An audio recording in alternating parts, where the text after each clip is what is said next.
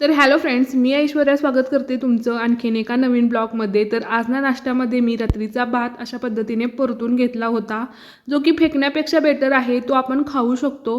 तर नित्या इथे उठली होती आणि उठल्यानंतर तिला पहिला बाबाच लागतात। तर भरपूर दिवस झाले तिची तेलाची मालिश केली नव्हती आणि तिचे केसही धुतले नव्हते, कारण तिला सर्दी होती। मस्त तिचे अंघोळ घातली, केस वगैरे धुतले, पाऊ टिक्की लावून तिला तयार केलं। तिला काजळाचा जो टिक्का आहे पायावरती लावणारा तो खूप आवडतो आणि आजही मी तिला लावते।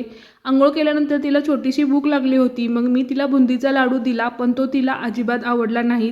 तिने तो खाल्लाच नाही। त्यानंतर कोशिंबीरसाठी मी काकडी, टोमॅटो आणि कांदा मस्त असा कट करून घेतला। त्यानंतर दुपारी खाली शंकरपाळी बनवण्याचा प्लॅन ठरला। तर मैद्यामध्ये तिखट, मीठ, ओवा आणि कसुरी मेथी ॲड करून मस्त अशी कुरकुरीत स्नॅक आपण बनवू शकतो।